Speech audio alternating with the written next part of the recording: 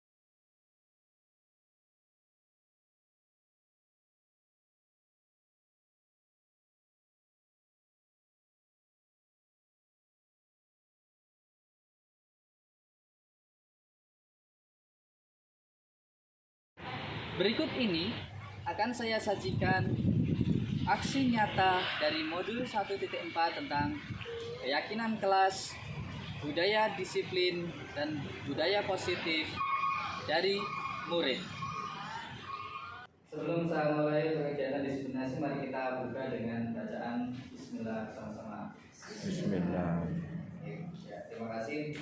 Kita langsung di kegiatan yang pertama, yaitu diseminasi budaya positif. Ini adalah sebagai sosialisasi ataupun informasi dari budaya positif yang nantinya berkaitan dengan disiplin anak. Sehingga nanti kita sudah sebenarnya nanti, saya pernah mengalami itu, saya pernah melakukan itu, tapi posisinya nanti adalah seperti ini, posisinya nanti seperti ini. Nah, itu yang inti daripada di kegiatan budaya positif.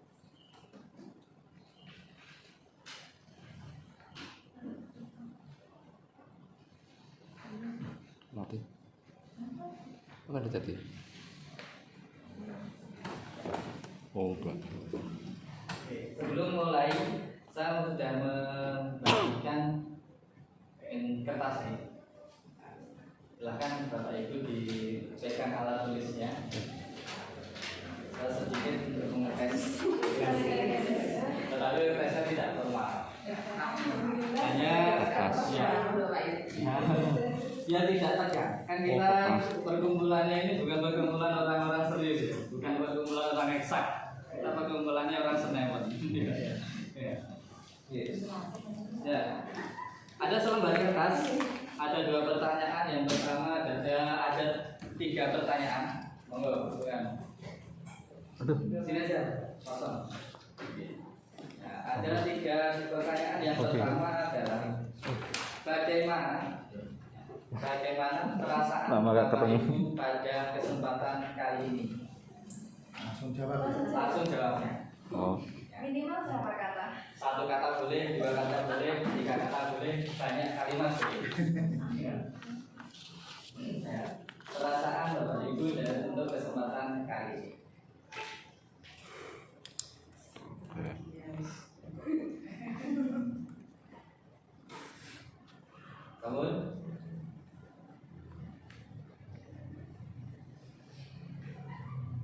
Kemudian yang kedua,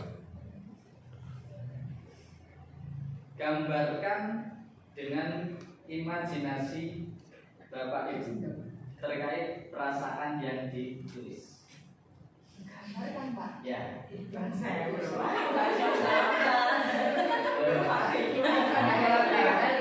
Di sini budaya kan nggak ada gambar bagus lagi. Adanya coretan di media. Jadi silakan gambarnya bahagia mau divisualisasikan apa, sedih atau kurang bahagia, terpaksa, kan bisa divisualisasikan. Boleh Gambar. simbol, boleh gambar, Emoticon, Pak. emoticon boleh. Kan gampang ya smile. Bundar, titik-titik lipat, mulut. Selesai.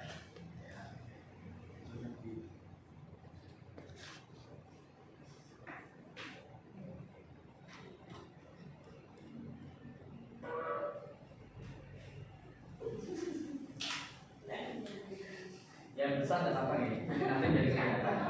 Kalau kecil-kecil nanti nggak kelihatan. Tahun.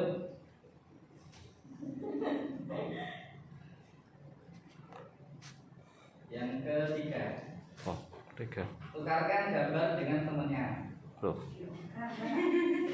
Walah, Tukarkan gambar dengan temannya. monggo.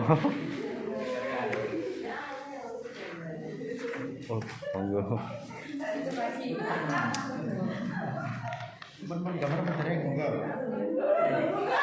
Gambar, tunggu kasih. Wah, Jadi pertanyaannya bagaimana perasaannya saat ini? Hari ini kalau hari ini kan sampai sore ya.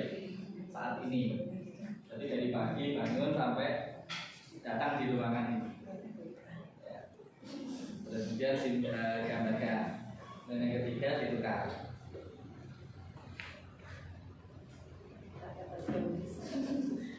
Kemudian yang terakhir, kesan apa setelah melihat gambar dari perasaan Bapak Ibu yang hadir yang sudah tertukar? Perasaannya bagaimana? Kan tadi kesannya ketika ditukar langsung smile, tertawa gitu ya.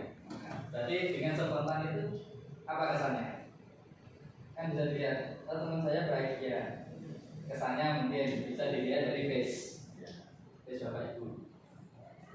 Dituliskan di bawahnya gambar temennya. Boleh satu kalimat, boleh 2 kalimat, silakan. Tahun? Oke, ada yang mau menyampaikan? Ada? Mau dulu? Dulu sini. Bu Yenti. Jadi silakan disampaikan, dibacakan. Untuk yang pertama, perasaan senang dan bahagia bisa kumpul sama teman-teman, terutama saya juga baru kenal, makanya senang aja, pokoknya senang gitu. Senang. Iya. Senang aja gitu. Ada yang lain? Selain senang, mungkin senang gitu. bingung. Bingung. Oke, ada? Ada Pak. Monggo Pak, apa Pak? Monggo Pak Misael. Teman, Oke. saya juga baru pertama kali ikut ini. Oke. Karena saya ini guru aspal, asli tapi palsu. Paham boten, Pak. Latar belakang Pak. Monggo. Ya, saya latar belakangnya pendidikan agama. Oh, iya. Jadi komplek nanti. Ada yang berkreasi, ada yang bernyanyi. Komplek. Jadi itu tadi nanti dikumpulkan ya. Nanti saat pampan. Jadi itu tadi sekilas hanya sebagai briefing aja yang meskipun sepintas namun nanti akan saya harapkan seperti itu sampai nanti di setengah hari yang untuk penutupan pada pertemuan hari ini. Yang sebelumnya saya perkenalkan dulu, nama saya Yulianto. Saya asli dari jurusan seni budaya seni rupa. Ya, terus kemudian minat saya sebenarnya bukan ke lukis tetapi ke desain. Saya di kelasnya Pak Sulkan. Kalau Pak Sulkan murni dari seni lukis. Terus kemudian saya dari SMK Negeri 1 Madiun. Kebetulan SMK Negeri 1 ada 3 gurunya, yang satunya masih izin karena benturan dengan jadwal di SMA 3 P3K Bu Evi. Ya, jadi sudah dapat jadwal di sana meskipun SK belum turun. Terus kemudian hari ini tadi izin. Nah, nanti kita akan saling berkenalan dengan cara-cara seni gitu. Ya tambah semangat. Nah, tapi nanti di sesi yang setelah ini, karena setelah didiseminasi ini nanti Bapak Ibu kan banyak mendengar, gitu ya. Artinya akan banyak mengatur. Ini pun didengar nggak apa-apa, dengar pun boleh. Karena ini hanya serangkaian intermezzonya pertemuan MGMP. Karena kalau tidak saya masukkan kegiatan saya, kita hanya langsung di kegiatannya MGMP 2 jam selesai. Ya. Nah ini sih ibaratnya biar Bapak Ibu izinnya dengan Bapak Kepala Sekolah tidak mubazir. Izinnya sampai siang. Nah izinnya sampai siang, pokoknya sampai pulang. Nanti yang betul. Lagi. Ya. Nah, konsep utama dari budaya positif adalah perubahan paradigma belajar. Terus kemudian disiplin positif, kebutuhan dasar manusia, motivasi perilaku manusia, posisi kontrol guru, keyakinan kelas, dan segitiga restitusi. Ini sebenarnya penerapannya bukan hanya kepada siswa, ya, sasarannya bukan hanya kepada siswa, tetapi juga kepada kita sebagai pendidik. Apalagi kita pendidik seni, di mana banyak kreativitas yang nantinya harus dimunculkan atau dimaksimalkan supaya nanti di kelas itu menjadi lebih aktif. Meskipun dengan karakteristik dari siswa itu berbeda-beda, gitu. Kita tidak bisa membandingkan SMK 1 dengan SMK 2, SMK 2 dengan SMK 3, atau dengan Gamaliel, atau dengan SMK penerbangan dan sebagainya. Kita tidak bisa membandingkan itu, hanya kita bisa memoles melalui metode. Ya meskipun metode yang kita terapkan nantinya tidak bisa berjalan 100%. Nah, jadi tuntutannya nanti kita sebagai pendidik terkait dengan budaya positif yang nantinya hanya menekankan kepada pembentukan karakter. Karena kalau sudah dibentuk karakter, secara otomatis nanti akan bisa berjalan auto, mudah. Jadi otomatis anak itu akan bisa ditata lebih enak. Ini teorinya, lapangannya kan pasti berbeda. Nah, yang mengetahui siapa ya Bapak Ibu semuanya. Nah, pembelajaran dengan paradigma baru. Ini kalau di kurikulum Merdeka ada yang masih di K13. Yang di sini ada sekolahnya, tidak ada ini. Campuran kelas 3. Ya, kan yang seni budaya hanya kelas 1. Oh iya. Sudah semua ya. Ya. Kalau sudah semua kan berarti nanti ini bisa masuk. Karena berkaitan dengan profil pelajar Pancasila. Kalau di K13 itu adalah pendidikan karakter. Kalau di kurikulum Merdeka lebih dirinci menjadi dimensi untuk profil pelajar Pancasila. Pembelajaran dirancang dengan berdiferensiasi, perbedaan. Seperti yang di awal saya sampaikan, latar belakang anak itu adalah kita tidak bisa merubah karena kita di sekolah hanya berapa jam gitu ya. Yang banyak itu adalah di lingkungan luar sekolah. Dengan perbedaan itu kita tidak boleh menjudge ataupun menekankan kepada anak harus tercapai 100%. Karena di awal pembelajaran, kalau di K13 itu ada namanya diagnosa awal. Diagnosa awal itu menanyakan atau merefleksikan mulai dari kegemaran, kabar, apa kabar seperti yang saya sampaikan di kertas yang saya bagikan tadi. Terus kemudian minatnya seperti apa, pembelajarannya yang bagaimana. Itu yang ada di K13 terkait dengan pembelajaran berdiferensi. Kemudian siswa belajar sesuai dengan tahapan perkembangan belajar. Kalau anak itu masih tahap transisi, kan kelas 10 ya, transisi dari SMP ke SMK, anak itu istilahnya kayak keluar pondok atau mungkin dari terkungkung menjadi lebih bebas. Karena kalau sudah di SMK itu kan sudah orang tua sudah banyak lebih percayanya, mulai dari naik motor, terus kemudian berpakaian, berpenampilan, belajar. Nah itu sudah agak longgar.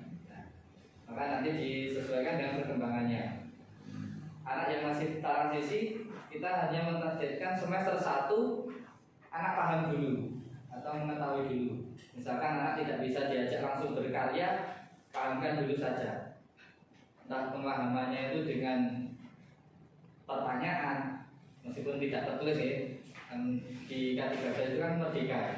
Di kurikulum merdeka, namanya merdeka belajar berarti harus menyenangkan anak.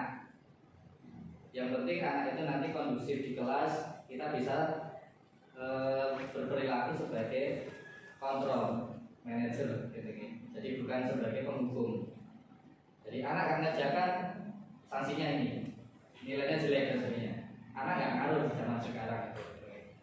Apalagi yang alumni corona, sudah nggak ngefek. Makanya di sini penekanannya adalah ke pendidikan karakter atau ke profil para pelajar Pancasila. Ada 6, yaitu ada berkebinekaan global di berwawasan nih. Kalau kita seperti halnya di dunia seni, ketika ada anak kita sampaikan seni rupa 2 dimensi. Yang terbayang dari anak ketika masuk di SMK, seni rupa 2 dimensi yang tertangkap adalah menggambar. Padahal seni rupa 2 dimensi kan tidak ada menggambar, banyak sekali. Nah, itu yang perlu kita pahamkan. Seni rupa 3 dimensi, anak pahamnya adalah patung. Tidak tahu bahwa meja yang ditempati, kursi yang diduduki itu adalah karena 3 dimensi, mereka belum tahu. Tahunya adalah memakai. Padahal kan itu masuk 3 dimensi terutama. Kemudian banyak hal yang nantinya kita sampaikan terlebih dahulu kepada anak yang baru transisi. Jadi jangan langsung mendikte anak. Terus gambaran itu kudu bening, kudu apik. Nah, misalkan batasan dana, nggak bisa menggunakan kanvas, kita pakai alam sekitar. Seperti nanti di modul ajarnya itu kan ada pembelajaran seni dari lingkungan sekitar. Nah, kita bisa memanfaatkan daun-daun gitu ya. Daun dipotongi suruh nempelkan. Kita kembali ke masa TK. Nah, kolase nanti di situ tempelkan. Yang membedakan dengan anak TK apa finishingnya? Kalau di TK kertas ditempel langsung dipublikasikan di dinding. Kalau di SMK mungkin bisa kita ajarkan untuk membikin, memfinishing, jadi layak jual. Finishingnya lagi dengan apa? Vernis atau apalah, lem tajamali yang lebih diulang lagi supaya lekat. Itu bisa kita manfaatkan. Jadi untuk berkarya seni, kalau di kurikulum Merdeka kita harus benar-benar membuka cakrawala. Jadi jangan kita berpikir sempit, tetapi kita juga berpikir luas, sehingga anak-anak nantinya kan juga mudah untuk berkreasi. Tidak ada keterbatasan. Disiplin positif ini biasanya adalah melakukan sesuatu untuk kepatuhan atau aturan. Ini yang umum kita dengar terkait dengan disiplin. Anak-anak mendengar kata disiplin mesti larinya adalah ke tata tertib. Nah, padahal di sini nanti kalau sudah ada tambahannya positif, itu adalah kesepakatan aturan yang kita buat. Sebagai lingkup kecilnya itu adalah di kelas kita. Sebagai pengajar seni, disiplin positifnya apa, kesepakatannya apa, nah nanti akan dibahas di kelas Bapak Ibu semuanya. Dia menciptakan siswa memiliki motivasi diri. Nah, anak kita ciptakan, kita latih untuk sadar diri atas kemampuannya. Jadi bukan karena kita atau mungkin wis aku tak menggambar bagus, tak membuat bagus supaya dapat nilai bagus atau mendapat pujian dari Bapak Ibu guru atau pujian dari teman. Jangan seperti itu gitu ya. Jadi memang anak menggambar istilahnya bukan pamrih, tapi dari kesadarannya. Terus kemudian penerapan untuk penumbuhan kesadaran tanpa adanya ancaman, paksaan atau penghargaan. Karena ketiga kata ini, ancaman, paksaan ataupun penghargaan itu punya dampak positif negatif masing-masing. Yang pasti seperti saya sampaikan tadi, dengan tidak mengerjakan tugas tidak dapat nilai. Ya, itu mulai nanti coba kita rubah kalimatnya menjadi kalimat yang positif. Karena kalau anak kritis, anak sekarang kritis ya, kan harap apalagi yang di SMK, STM itu cuek. Omongan dulu nggak diambil. Nah, ini tidak bisa dijadikan ancaman ataupun paksaan. Nah. Terus penghargaan pun juga demikian. Nanti ada di belakang. Nah. Kemudian dalam disiplin positif itu membutuhkan sebuah kebutuhan dasar. Nah, ini secara universalnya adalah manusia, tapi secara spesifiknya nanti adalah ke siswa. Nah, dan juga kepada kita sebagai pendidik. Yang pertama adalah bertahan hidup, pasti gitu ya. Karena kan kita punya nyawa, punya jiwa. Kalau nggak ingin mempertahankan ya sudah mati aja. Gitu ya. Nah, terus kasih sayang dan rasa diterima. Ini yang nantinya akan kita coba terapkan kepada anak. Kita membersamai anak, menciptakan rasa sayang, rasa kasih. Terus kemudian anak itu merasa diterima, bukan terus dikucilkan karena punya kekurangan atau punya kelebihan. Nah, dikucilkan akhirnya melarinya kemana ya, ke bulian. Kalau sudah ke pembulian sudah. Kalau zaman dulu anak-anak dibully, tahe saya gitu ya. Kalau sekarang manjanya luar biasa, karena sudah zamannya berbeda. Penguasaan. Nah, namanya manusia pasti punya rasa ingin menguasai apapun itu, entah itu dilihat ataupun yang tidak terlihat. Bahkan masih ini ngimpi aja jadi kudu menguasai angan-angan. Bahkan anak ditanya cita-citanya apa, ingin jadi astronot. Nah, kan sudah berarti punya penguasaan dia. Cita-citanya menguasai alam semesta dengan ilmu-ilmu yang dia punya. Terus kemudian kebebasan. Ini yang ada di kurikulum Merdeka, karena Merdeka berarti bebas. Bebas dalam artian kita tetap memantau, mengontrol, memanajerinya. Jadi tidak terus bebas di learning, ya. Bebas di learning hilang. Terus kemudian kesenangan. Nah, yang pasti kita butuh kesenangan.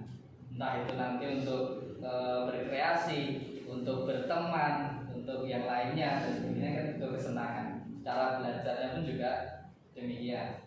Menggambar, Pak, ben penak gambarnya di kantin, ayo nggak masalah gitu ya. Kan kita pembelajarannya dengan latar belakang yang berbeda tadi atau berdiferensiasi. Jadi jangan melarang anak untuk belajar di kantin. Bukan berarti saya promosi enggak. Tapi memang kalau di kurikulum Merdeka kita harus mengikuti anak, bukan anak sebagai instruksi kita. Jadi nanti muncul student center, student learning, jadi bukan ke teacher learning lagi, teacher center lagi. Nah, motivasi perilaku manusia, ada motivasinya. Yang pertama adalah dorongan diri melakukan tindakan dengan tujuan tertentu, menghindari ketidaknyamanan dan hukuman. Dan ini tadi yang dari faktor luar, ben aku aman, tidak dihukum, tak mengerjakan. Nah, itu. Jadi biar tidak muncul perasaan seperti itu dari anak. Kemudian mendapat imbalan atau penghargaan dari orang lain. Nah, tak mengerjakan lah. Nggak usah pengerti untuk wolu, tidak iya dia. Nah, atau biar dikatakan, weh gambaranmu api. Itu juga kalau bisa kita kurangi. Yang paling bagus adalah menghargai nilai-nilai kebajikan diri sendiri, sadar diri. Nah, nilai kebajikannya nanti dikaitkan dengan kedisiplinan, terus kemudian kepatuhan dia munculnya dari dirinya sendiri. Jadi ada kompetisi yang ada di anak masing-masing sesuai dengan level berpikir dari anak. Konsep disiplin dengan identitas gagal. Nah, ini yang mungkin pernah Bapak Ibu lakukan atau ini pengalaman. Ketika kita mengadakan kegiatan disiplin dengan hukuman, maka kita pembelajaran kita itu dikatakan gagal. Karena apa? Karena dengan hukuman itu pasti akan membekas rasa menyakitkan. Karena dihukum itu kan gak enak. Mau itu dihukum secara ringan ataupun tidak ataupun berat, meskipun gak mengerjakan, siapa yang belum mengerjakan maju ke depan, suruh maju aja itu sudah pengalamannya anak sampai nanti selesai sekolah tetap teringat.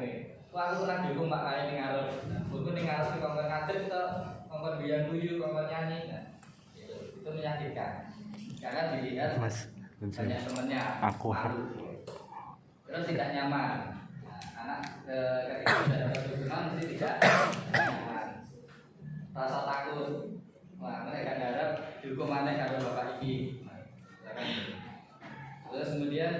jujur. Ini yang simple tapi membahayakan. Nah, sampai nanti di kehidupan berikutnya ini bahaya, tidak jujur. Ya. Karena kalau sering dihukum, mesti kan berupaya ngapi-ngapi, meskipun itu tidak api ini. Ya. Misalkan, gambaran bapak itu bagus dan meskipun gambar kita jelek, karena dia tidak nyaman, rasa takut, mesti ngomongnya bagus pak. Nah, itu kan sepele, simple, tapi tidak jujur. Yang nantinya akan bisa menciptakan kebiasaan.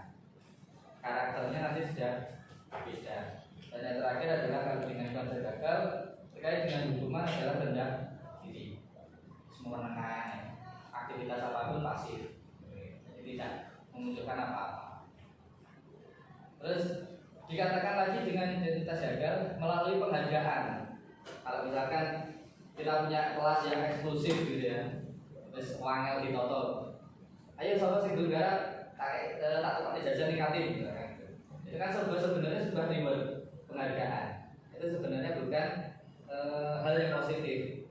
Karena kalau itu nanti berkelanjutan, nah, keseringan gitu ya.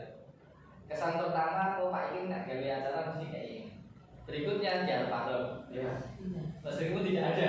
Akhirnya ketika tidak ada ini yang membuat suasana kelas jadi tidak nyaman lagi. Terus kemudian merusak hubungan. Merusak hubungan itu bisa dari teman ke temannya atau teman atau murid ke gurunya.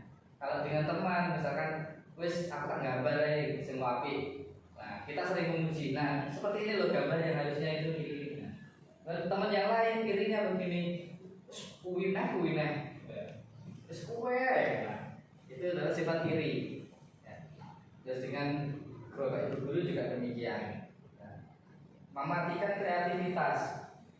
Karena kalau sudah dihargai, itu pasti berpikir berkembangnya itu sedikit. Atau aku ngene wis entuk apik misalkan gitu ya. Aku ngene wis oleh jajan. Sehingga dia tidak akan berkembang. Padahal punya potensi yang lainnya. Terus kemudian juga menghukum dengan sistem ranking.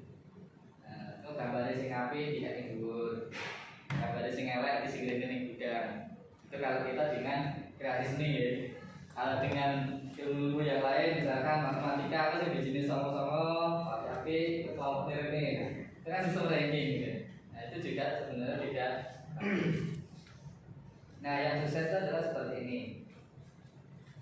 Adanya konsekuensi, di mana konsekuensi itu adalah kesepakatan yang dari aturan yang sudah disepakati bersama. Sehingga anak sadar diri, tahu posisinya ketika dia bersalah. Dengan monitoring berkelanjutan. Jadi kalau sudah membuat kesepakatan bersama, kita monitoring. Ketika anak itu lengah ataupun kita lengah, kita bisa saling kolaborasi mengingatkan. Misalkan datang tepat waktu, itu untuk siapa? Anak, untuk murid atau untuk bapak ibu guru juga. Kalau misalkan untuk bapak ibu guru juga, berarti kita harus konsekuensi. Tahu ini. Terus kemudian ada penguatan jangka pendek. Konsekuensi itu sifatnya adalah sementara, tetapi efeknya sementahun, selamanya. Ya meskipun aturan dibuat secara bersama. Kemudian ada stimulus dan respon. Ada umpan, ada balikan. Terus murid menghormati peraturan karena sudah tahu konsekuensinya, sudah sadar. Sudah ini dengan kondisi-kondisi yang ideal nih. Kalau dengan kondisi-kondisi yang baru-baru seperti ini, tahun pelajaran baru seperti ini, kita butuh proses. Kita tidak bisa instan membalikan sebalik telapak tangan, tidak bisa. Terus kemudian di restitusi, ini adalah penanganan tentang permasalahan anak untuk menjadi lebih baik. Nah, murid bertanggung jawab atas masalahnya. Ketika sudah tahu konsekuensinya, dia sudah bertanggung jawab. Fokus pada pemecahan masalah jangka panjang. Karena konsekuensi itu jangka pendek, makanya kita harus juga membicarakan atau menyampaikan jangka panjangnya nanti ketika kita melanggar konsekuensi itu apa. Itu kita sampaikan. Nanti munculnya kalimat-kalimat positif di situ. Terus murid menghormati orang lain dan dirinya sendiri. Ini sudah sadar diri. Kemudian ada teori kontrol. Ini dari individunya. Terus murid bersemangat memperbaiki kesalahan. Kalau dengan pendekatan restitusi, proses menciptakan kondisi murid untuk memperbaiki kesalahan sehingga dapat merubah karakter baik yang lebih kuat. Jadi sudah punya anak itu salah, tidak langsung dijudge kamu salah, tetapi digali dulu permasalahannya. Anak melakukan kesalahan pasti punya sebabnya.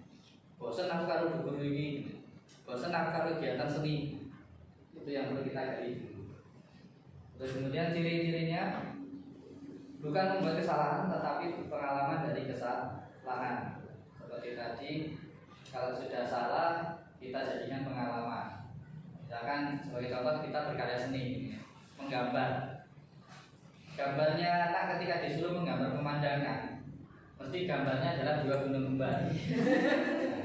Tarik garis pojok menjadi jalan, tambah garis jadi sawah, matahari di tengah kayak cahaya.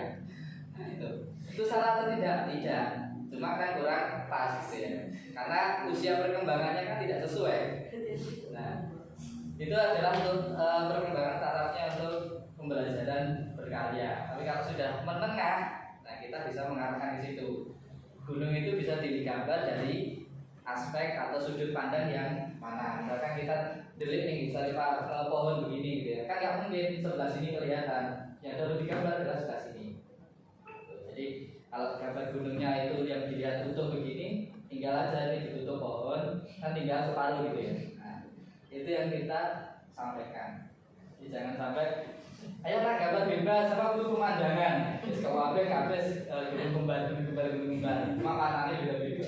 Nah, Masuk. jadi ada sudut pandangnya. Nah, terus kemudian memperbaiki hubungan. Nah, ini yang ketika sudah ada masalah, misalkan dengan masalah teman antar teman, itu biasanya untuk suwi marine, gitu ya. Apalagi satu kelas. Itu terus akhirnya apa, bentuk geng, gap-gapan. Nah, mereka nyambung dimusuhi terus gitu ya. Ada satu kelas. Tawaran bukan paksaan, jadi kita menawarkan. Ya. Dan misalkan kita menggambar, kita nanti mulai dari sisi sebelah kiri. Nah, jadi anak-anak kan kita tawari, gitu ya. Tapi kalau beda lagi, ayo silakan digambar mulai dari kiri. Berarti kan memaksa, anak nggak bisa lewat dari kanan. Nah, fokus pada karakter bukan tindakan.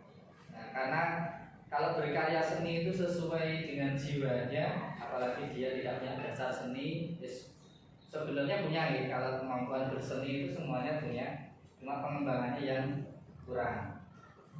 Yang mungkin sudah terlanjur asal-asalan, ya sudah, kita tidak memarahi, gitu ya. Namun kita mengarahkan. Nanti tindakannya seperti apa, sehingga karakter-karakter yang sekiranya tadi asal-asalan bisa kita sedikit arahkan. Entah kita mengarahkannya dengan proporsi gambarnya, kan gambar itu kadang anak-anak dikasih kertas A3 misalkan, itu gambarnya pojokan, kalau yang itu kecil di tengah. Padahal kan kita punya space ini, ada namanya proporsi dengan objek dengan media. Menguatkan pada fokus solusi. Nah, kalau sudah ada masalah, tergali masalahnya, sebab akibatnya, fokusnya adalah ke solusi yang kita tawarkan. Nah, nanti bagaimana, atau anak kita tanyai cara memperbaikinya nanti bagaimana. Nah, jangan, ayo silakan nanti kamu ngepel, itu bukan solusi. 5 posisi kontrol guru yang dari restitusi. Posisi kita sebagai pendidik yang pertama adalah penghukum. Mungkin sadar atau tidak, sedikit banyak kita pernah berposisi sebagai penghukum ini. Terus membuat rasa bersalah. Ada juga sebagai teman, pemantau, Dan yang terakhir adalah posisi yang paling tinggi, ini adalah manajer. Kita nanti di pembelajaran seni budaya diharapkan bisa dalam posisi manajer. Bagaimana? Seperti ini pertanyaannya. Kalau penghukum sebagai contoh adalah mematuhi aturan, ketika salah dihukum, berdiri di depan kelas, atau hormat di tiang bendera, atau lari, atau ngepel, atau bersihkan kamar mandi dan sebagainya. Itu adalah posisi kontrol sebagai penghukum. Kalau membuat rasa bersalah, kita mengungkapkan pernyataan, bukan pertanyaan. Berapa kali guru harus memberitahu sehingga guru merasa kecewa. Nah, perasaan-perasaan seperti ini yang terungkap kepada siswa atau kepada murid, nah, sehingga murid merasa bersalah. Oh iya, bu guru ini kan harus baik hati dan sebagainya, tapi kok aku seperti ini. Nah, itu perasaan bersalah. Kemudian sebagai teman, nah, kita menyampaikan ini sebagai friendly. Nah, ayo toh, maksud sih gak izin, gak ngesaknya bu guru dan sebagainya. Nah, maksud harus diwarai seperti ini. Nah, nanti misalkan dinilai bapak ibu guru yang lain bagaimana? Kita adalah sebagai teman. Pemantau sudah melanggar dan tahu apa konsekuensinya atas pelanggaran aturan yang disepakati. Ini memantau. Jadi anak sudah tahu melanggar. Yang diharapkan adalah sebagai manajer ini. Nah, nanti kita memberikan sebuah pertanyaan-pertanyaan untuk menyelesaikan masalah.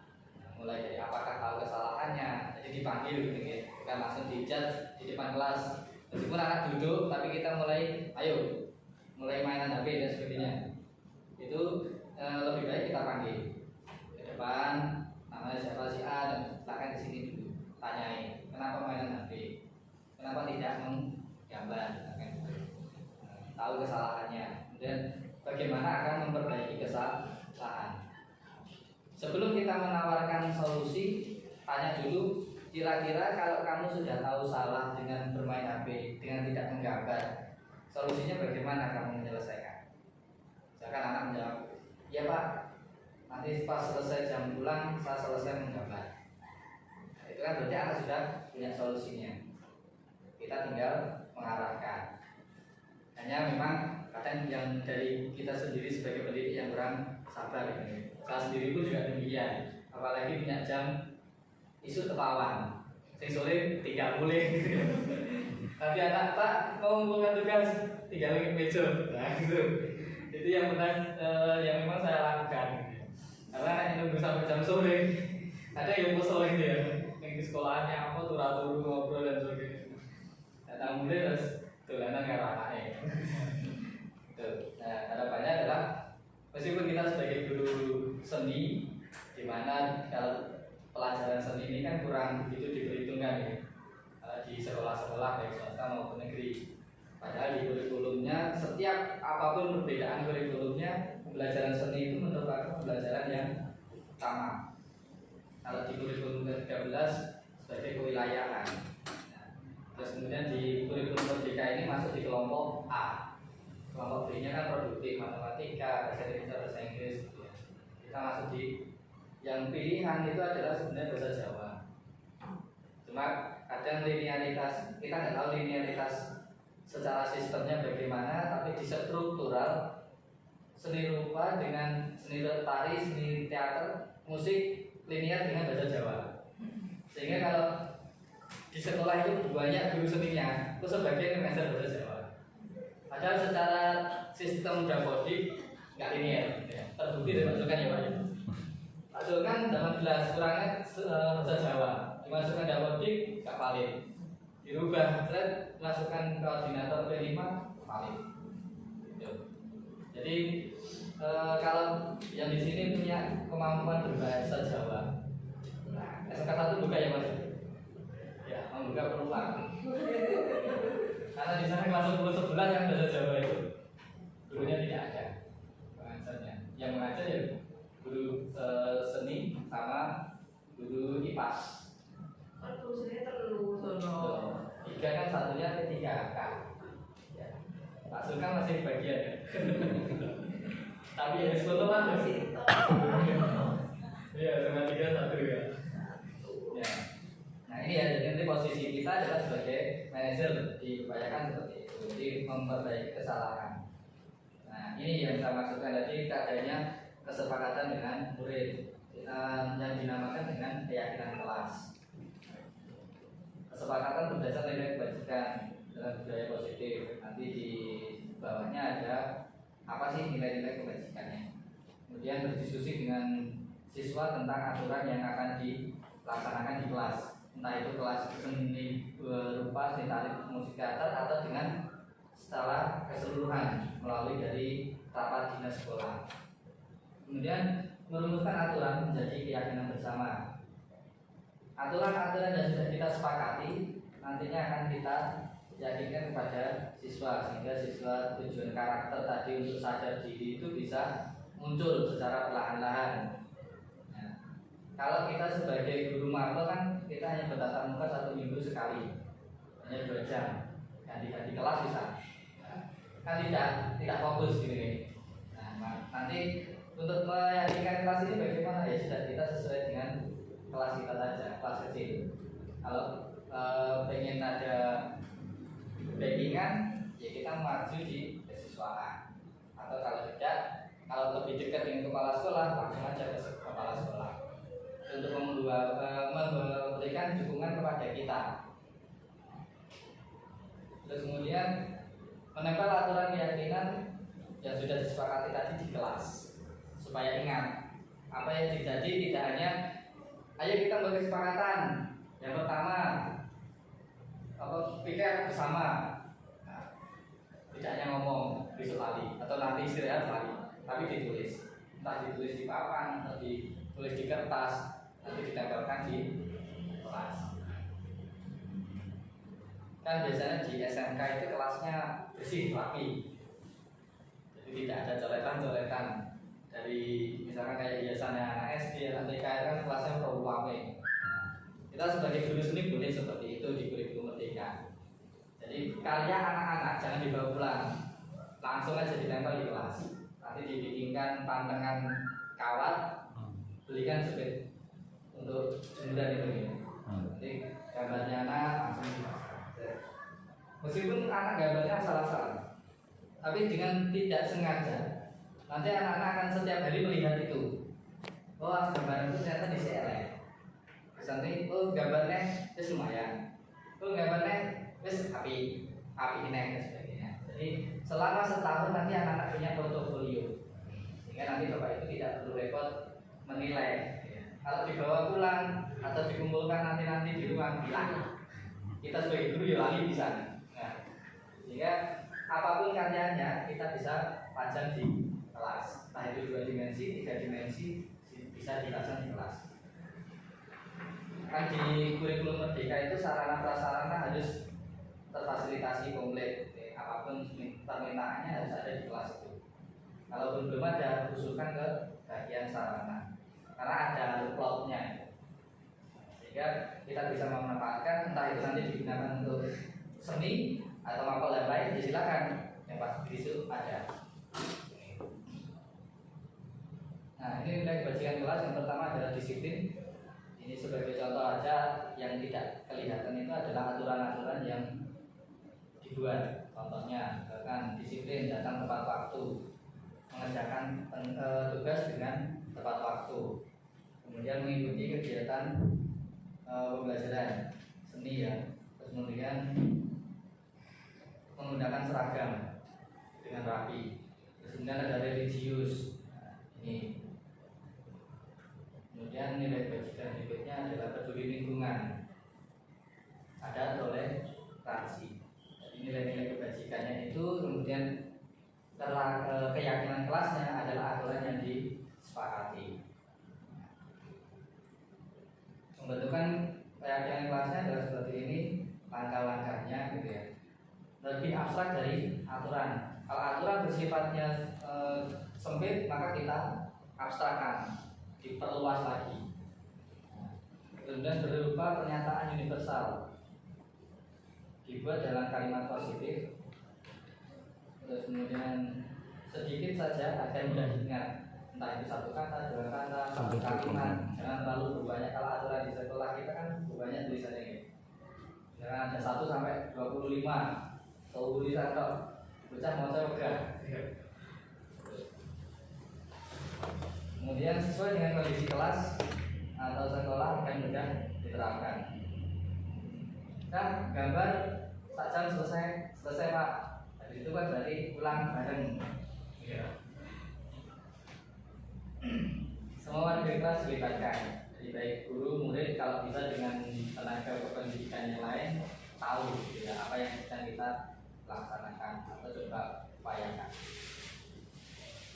Ketiga, restitusi ini adalah mencoba untuk menangani permasalahan anak secara kondusif. Ya. Sehingga dari pernyataannya adalah proses menciptakan kondisi bagi murid untuk memperbaiki kesalahan sehingga mereka bisa kembali pada kelompok mereka dengan karakter yang lebih kuat. Tahapan ketiga restitusi adalah yang pertama menstabilkan identitas. Ini berkaitan dengan latar belakang permasalahan yang dialami atau sebab akibatnya anak melakukan kesalahan. Kemudian validasi tindakan yang salah seperti yang diungkapkan tadi melalui dengan pertanyaan-pertanyaan. Yang ketiga adalah menanyakan keyakinan. Anak ditanyakan, kamu melanggar yang mana? Apakah kamu tahu pelanggaran apa? Jadi bukan, ayo kamu ngepel, ayo kamu dapat nilai di bawah KKM. Bukan lagi seperti itu.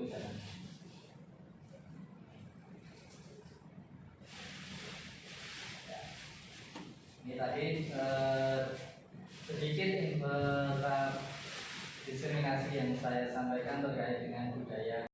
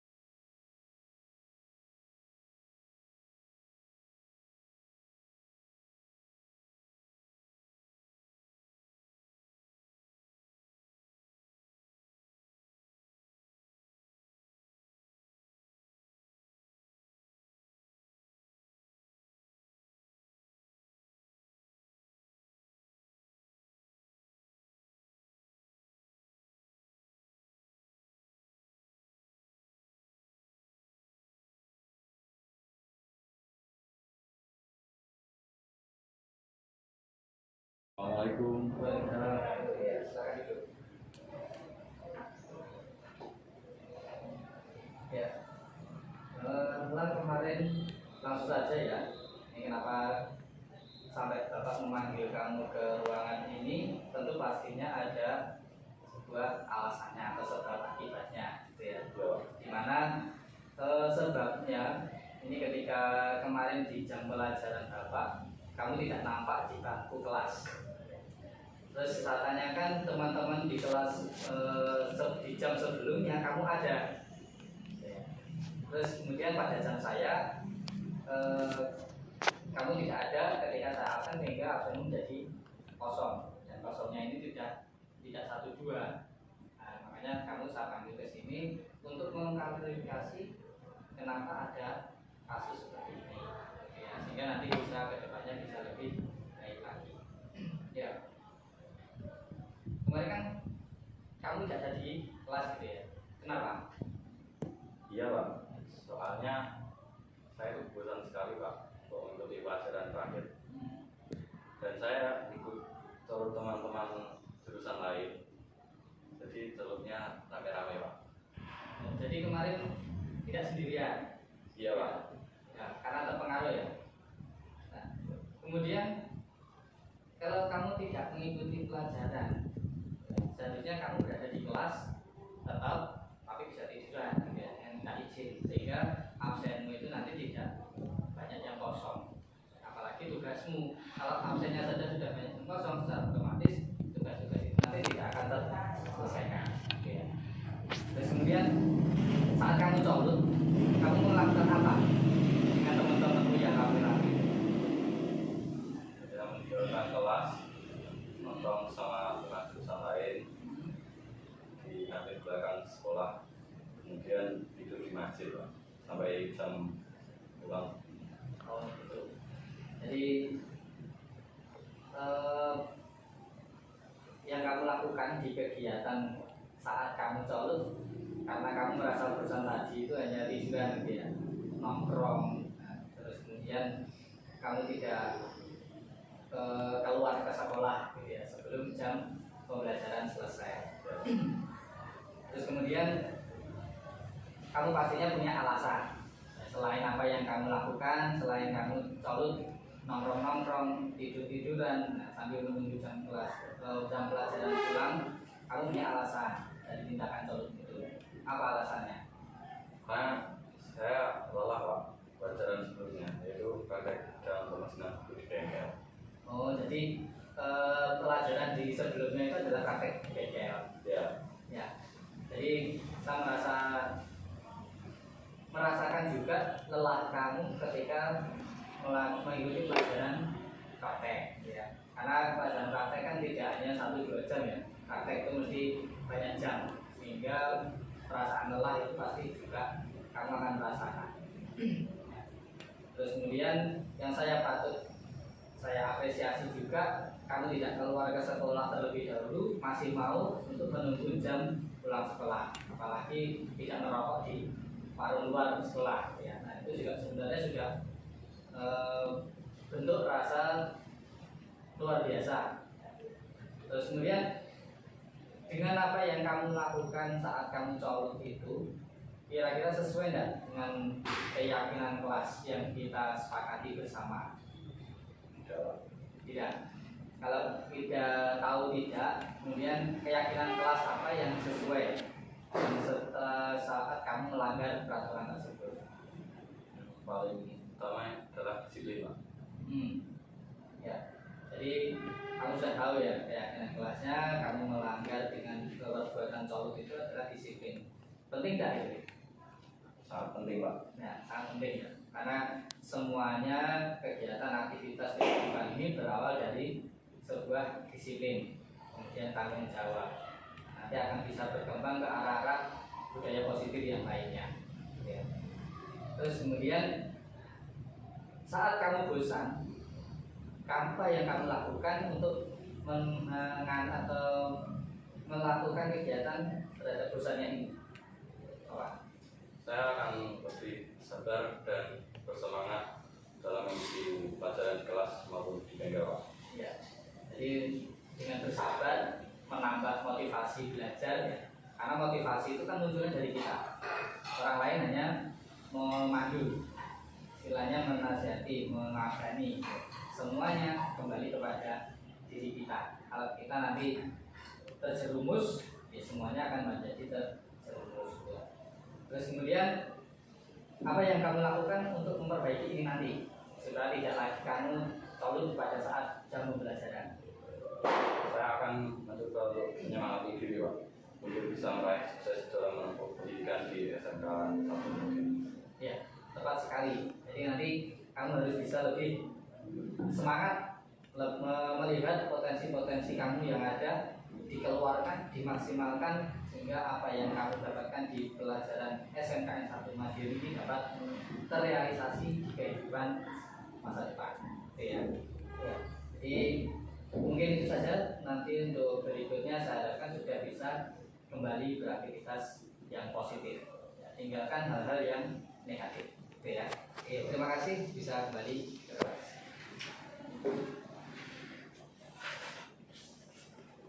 Assalamualaikum warahmatullahi wabarakatuh. Perkenalkan, nama saya Alandra Biansah dari XTPM 2. Saya di sini sangat senang diajak diskusi oleh Pak Yuli untuk dapat mengendalikan semangat agar tetap mengikuti pembelajaran sampai dengan akhir. Saya akan lebih bersabar dan tidak mudah untuk terpengaruh hal-hal negatif seperti melanggar disiplin pada saat proses belajar mengajar. Terima kasih. Sekian tadi paparan saya tentang aksi nyata budaya positif di lingkungan sekolah. Semoga apa yang saya sampaikan dapat bermanfaat bagi semuanya, khususnya untuk SMK Negeri 1 Madiun dalam hal mewujudkan siswa yang berkarakter dan berbudaya Pancasila. Sekian, wassalamualaikum warahmatullahi wabarakatuh.